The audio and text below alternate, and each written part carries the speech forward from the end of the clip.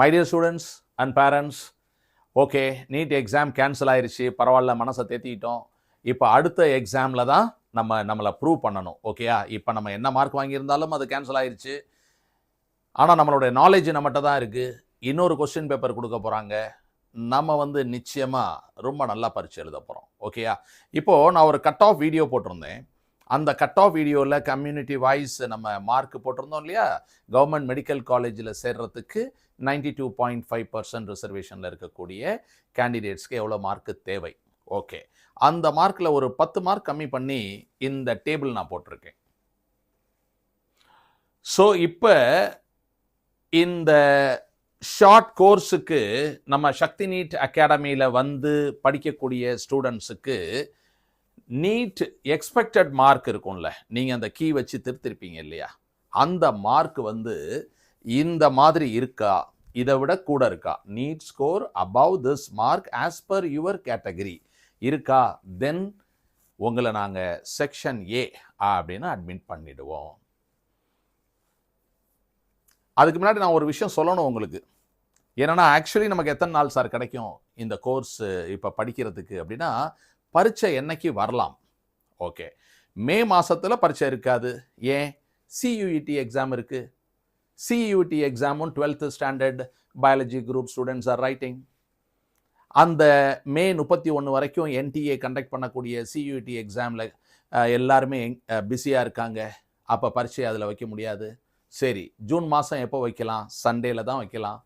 சண்டேல வைக்கலாம் அப்படின்னா வாட் ஆர் த பாசிபிலிட்டிஸ் அப்படின்னா, ஒரு பாசிபிலிட்டி ஜூன் 7th, இன்னொரு possibility June 14th, another possibility is June 21st. அதை தாண்டியும் போகலாம். பட் ப்ராபப்ளி இந்த டேட்ஸில் நடக்கிறதுக்கான வாய்ப்புகள் அதிகம், ஒரு 90%. ஆல்சோ 2016 இந்த மாதிரி நீட் எக்ஸாம் கேன்சல் ஆகி மறுபடியும் பரீட்சையெல்லாம் வைக்கும்போது ஒரு சுப்ரீம் கோர்ட் வேர்டிக்ட் இருக்குது, ஒரு 30 days time should be given to the students to get ready for the exam அப்படின்னு சொல்லியிருக்காங்க.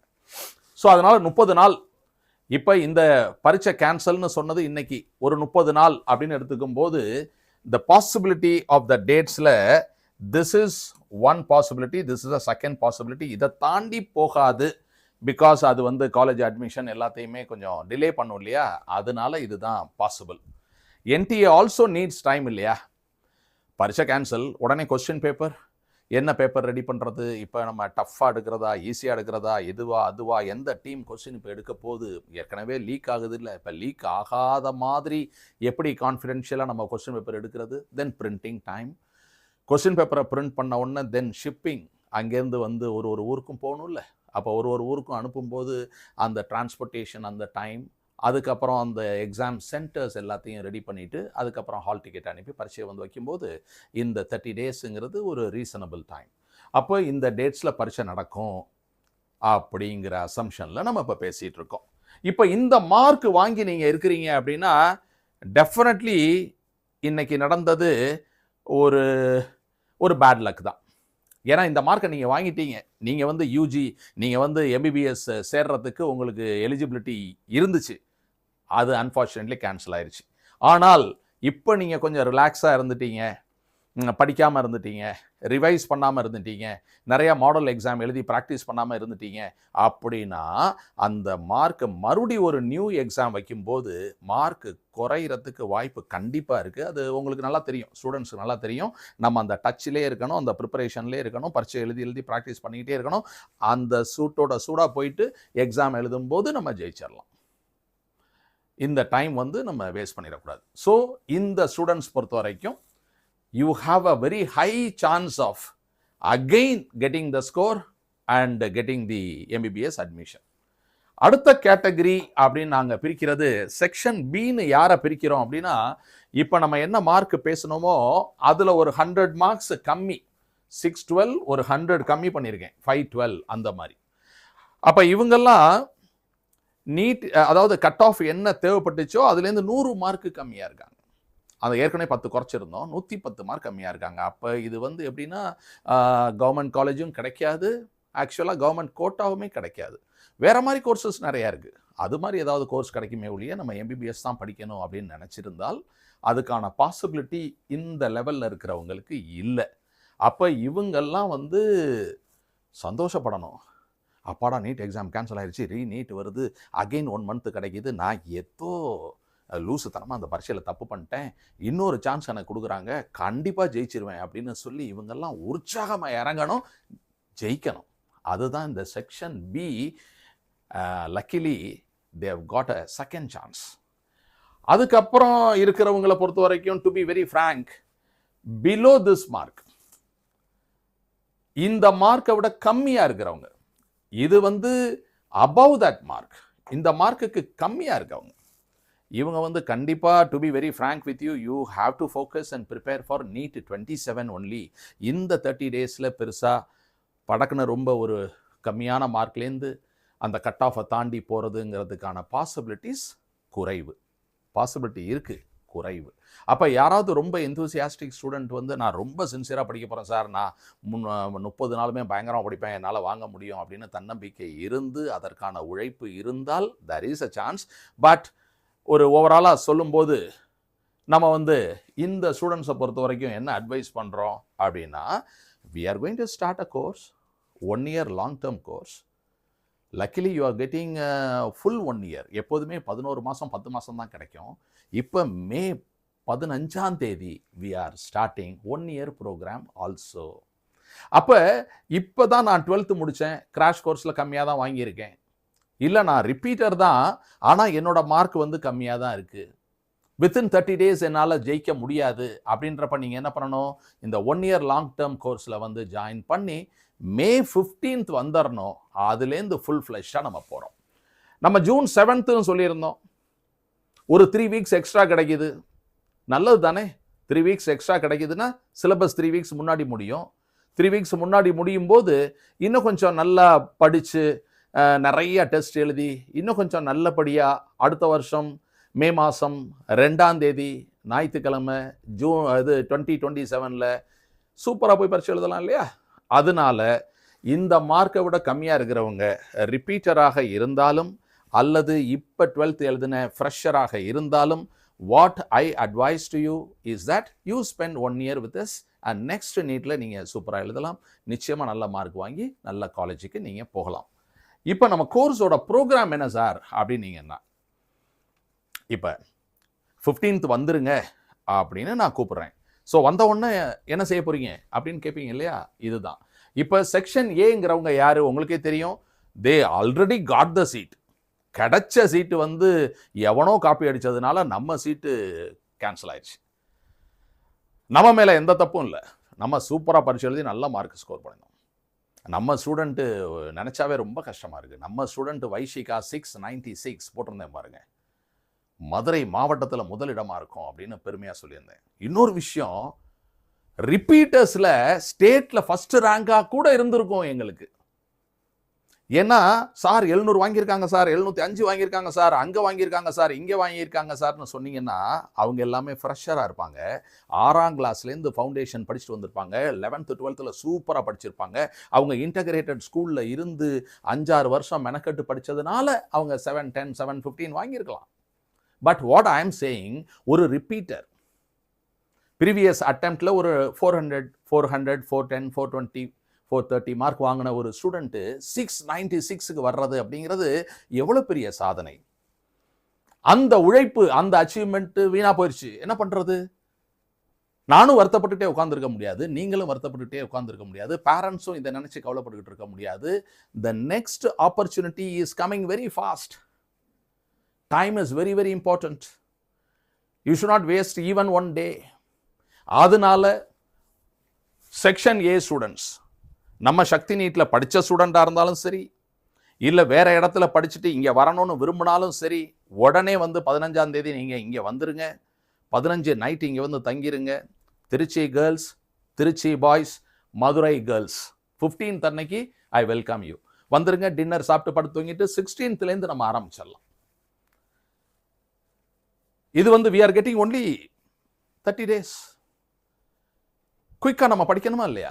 அதனால் சார் நான் ஒரு 4 நாள் கழிச்சு வரேன் சார், சார் அடுத்த வாரத்தில் வரேன் சார் சொல்லக்கூடாது, டக்குன்னு வந்துடணும்.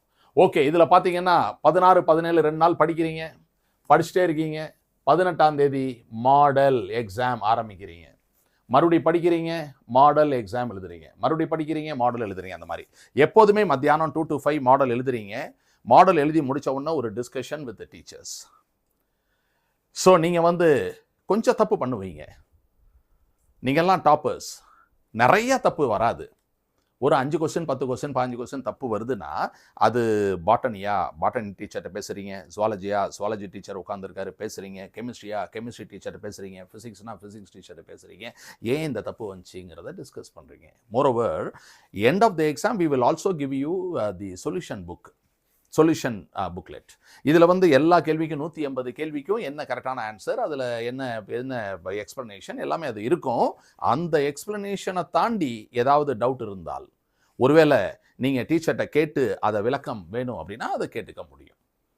ரைட்டா? அந்த டிஸ்கஷன் ஒரு 7:30க்கு முடிச்சுட்டு டின்னர் சாப்பிட்டு உட்காந்து அடுத்த மாடலுக்கு நீங்கள் படிக்க ஆரம்பிச்சிருவீங்க.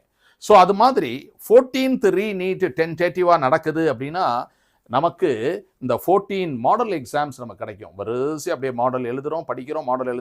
அது மாதிரி படிச்சுட்டு பரீட்சை எழுதிட்டு நம்ம பரீட்சை போகிறோம். மாடல் எக்ஸாம்ங்கிறது நம்ம ஈஸி பேப்பரும் கொடுக்குறோம், டிஃபிகல்ட் பேப்பரும் கொடுக்குறோம். ஏன்னா என்டிஏ இஸ் அன்பிரடிக்டபிள்.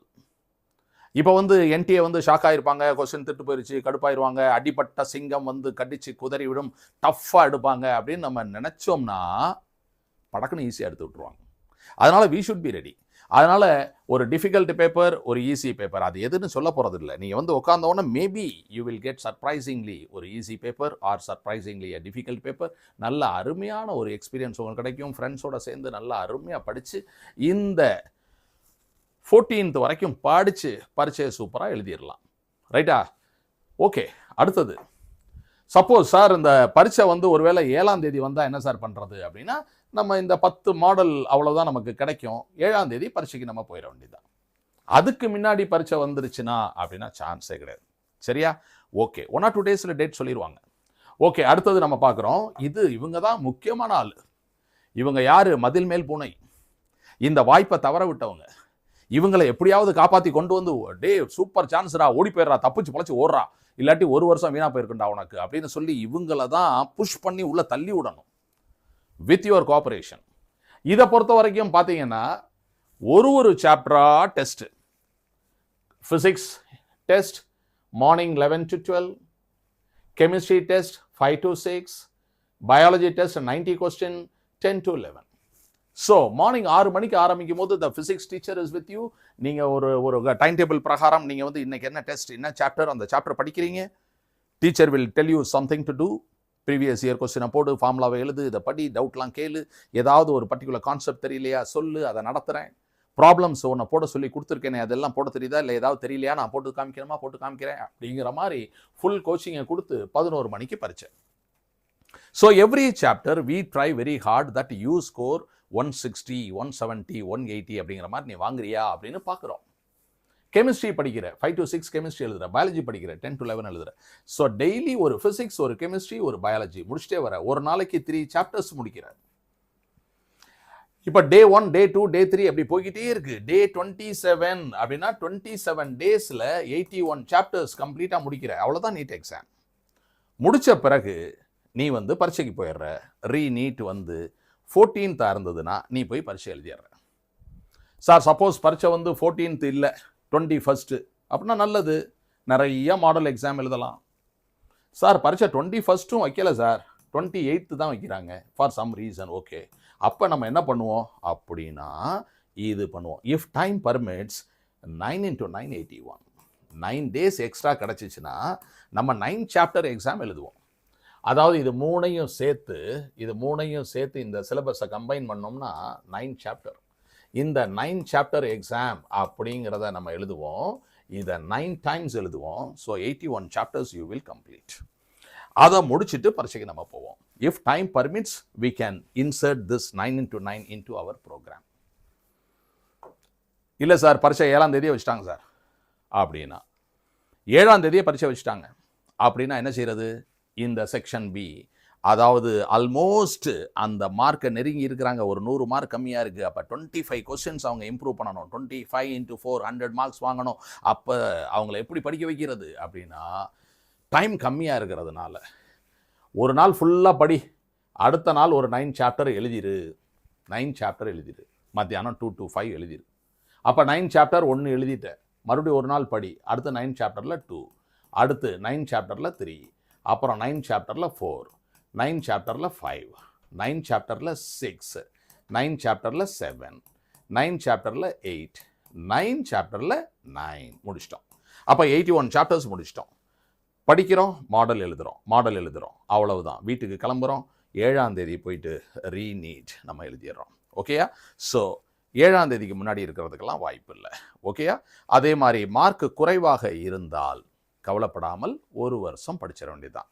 நீங்கள் அந்த 1 year கோர்ஸாக இருந்தாலுமே 15th அன்னைக்கு வந்துடணும். we are starting the classes from 16th.